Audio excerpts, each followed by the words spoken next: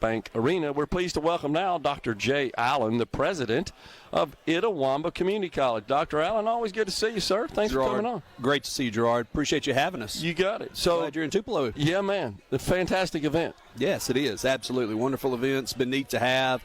You know, we have it's an opportunity for high school students, college students, our employees to be out here and share some of the neat things that occur in Morgan Baldwin does a great job really putting this on and creating this event. Yeah. All right, so give us an update at ICC. What about your enrollment this year? I understand you've had an increase. We've had an increase, 2% increase this year, 14% increase since 2021. So we love that cycle of growth. That's so good rather than just 1 year here or there. We love that cycle of growth. 2% is a lot easier to manage than, say, a 6% growth, which we've seen, which is exciting, but it's a little harder to manage. Yeah. And then that puts us at 5th largest community college in the state with more than 5,300 students. Wow, that's awesome. Yep. So beautiful campus as well. Always got to point that out. Absolutely. The setting is just fantastic. I know you guys do a great job. I've been honored to be on campus for your graduation before, and what an exciting time that is. The students, their families all come together. I know you got to feel good. It's one of my most favorite days of the year. It is the culmination of everything we've worked towards.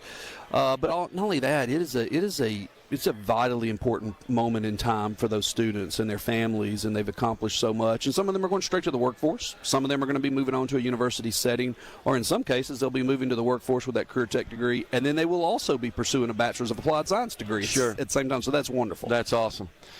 So tell me about this Respiratory Care Tech National Award you've been distinguished with. So our Respiratory Care Technology program has been around for a while. It's a great program, and we knew that. But to get distinguished Respiratory Technology Credentialing Success Award was tremendous. Best pass rate in the state of Mississippi with 94%. Only one in Mississippi recognized. You got to think about it. You know, in these healthcare programs, their national certification is really the paramount thing that we have to work towards. They got to graduate our program without a doubt. Yeah. But it's no good if they graduate and we can't get them through that national exam. Okay. And so to have 94%, I believe it's probably on the first right of that is huge. And so we're really proud of them, as we are with all of our healthcare programs. Sure. And Dr. Allen, you know this, that employers, as much as they're looking for folks that have been educated in the college setting and have received various levels of degrees, those certifications is what they're looking for, right? Huge. So you guys have kind of sort of re-geared and reoriented the curricula to empower them to pass these certifications. That's right. And in these healthcare programs, the degree is just one step. But without that certification, you can't really practice in those fields. So it's a paramount issue. We got to do it. We have to do it better than we did yesterday, and that's what our faculty have really responded to. And it goes all the way back to the admissions process, the prerequisites for the programs. The curriculum is really prescribed oftentimes by the accrediting body of that side of healthcare. Yeah. So it's really how we work with those students. We've invested in our nursing program, Nurse Navigator, and that person works with our students outside of the classroom setting to help them be successful. They're facing so many challenges. It's such a daunting task to get through that program, and you think about it, many of them are coming back with a family. They're coming back to the college setting with a family in place. So they have life challenges that, say, a traditional age student may not have.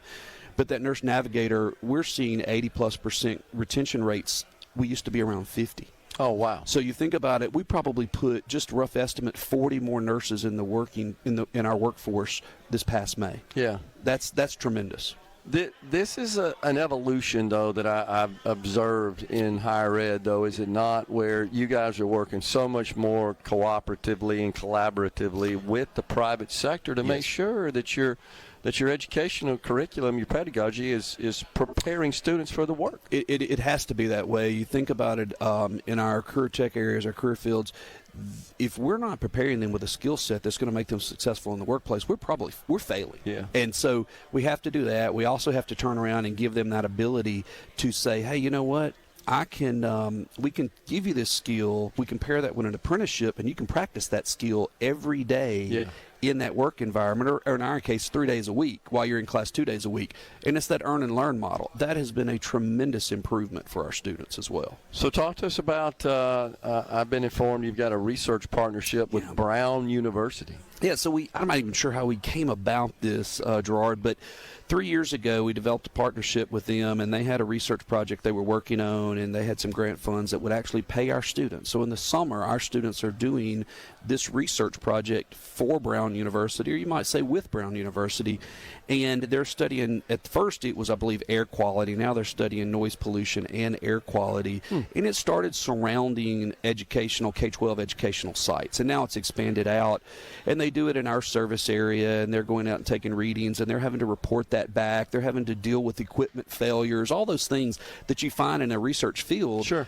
But they're getting university-level research with a university partner that we don't normally have that capability to do. And these three students, Kent Humphreys was ICC student now at Delta State, Allison Johnson, ICC middle college student, so she's a Tupelo high school student who graduated this past May with us as a middle college student, and then the next week with the high school as a high school student. But she did that this past summer, is now at MSU, Mississippi State University, and then Braden Walters is now at Millsaps. And those students got to present on their results from that research project. Braden's actually one of our former soccer players and is one of the co-captains of the Millsap soccer team. So he missed that presentation because he was playing soccer, and I can't fault him for that. That's awesome. But we look for those research opportunities for our students that are really interested in that. Yeah. And so we hope to develop more of those opportunities. That's fantastic. A partnership you've got going on career education with the W. Talk to us about that. Yeah, so we've had the ability through some work done through IHL. Mississippi State's a real leader in that, in the Bachelor's of Applied Science degree. And so in the past, if a student had a career degree with us, career technical degree, 60 hours worth, they could take 15 hours of the academic component of that to their university to work on a bachelor's degree, but they almost had to start over. Well, through that change a couple of years ago, now they can take all 60 hours, and the university will count all 60 hours. They can also narrow that focus down as to what they might want to do at that university to get that Bachelor's of Applied Science. It could be in business. It could be in management. There's so many different areas. So the W has come along, and they have a unique opportunity there where actually they will allow our students to transfer up to 90 hours. Shortens time to degree, reduces cost. Sure. Obviously, their cost is higher tuition-wise than our tuition cost. So you can see that having a great opportunity for our students. And so they did this with a 3+1 model where you can actually get that Bachelor's of Applied Science, and then you can also stay and get that master's degree. Gotcha. Most of our MBA, Master's in Business Administration, you can do most of this while you're doing it online. So it allows you to continue to work, because many of those students would be in the work environment. Computer networking, cybersecurity, computer programming, business and marketing management, hospitality management, paralegal, and construction management are the programs that they're working with us on right now. So we hope that'll continue to grow. As I say, there are many university partners doing that in our state, but we so appreciate the W stepping up and being willing to do that. And their 90-degree transferability does help our students a lot financially. All careers that are growing and are in demand, right? Absolutely. And you think about it, they've been out there working in that career field for a couple of years, and they're looking for a promotion, and they really need a bachelor's degree in order to get that at that larger corporation, larger manufacturing site, whatever it may be, or hospital setting. Well, this is a path for them to do that. Makes sense. I've been wanting this for most of my career. To see it come to fruition has been tremendous. In the couple of minutes we got left, Dr. Allen, we, of course, we'll be down there at the Capitol with the legislature again in a couple of months. Yes. Anything on your radar there you're talking to reps and senators about? We are. Of course, we always are looking for, adequate funding for our community colleges as a whole, all 15. And so the presidents are obviously focused on that, primarily starting, though, with the ability to fund pay raises for our employees. It is more competitive than it's ever been to retain employees and to attract talent that we need. We want to be able to do that, and pay raises help us do that. But then also our ability to operate our institutions, because costs have not gone down any, they only go up, and especially post-COVID. And so a budget that allows us to be flexible and competitive and find the programs that are needed to serve our community, so that always our ability to make improvements to our facilities, continue to maintain those and upgrade those as needed are huge. We know that school choice will occupy some of the oxygen in the Capitol. We know that, and so you just try to keep your ear to the ground to that. But I'm excited about as we get back to that. I don't necessarily always love the Capitol, but I love the people there. Yeah. And so it's exciting to get back and see them. And I love, of course, running into you in the Capitol from time to time. Always fun. We got about 30 seconds before we go. You got big homecoming coming up.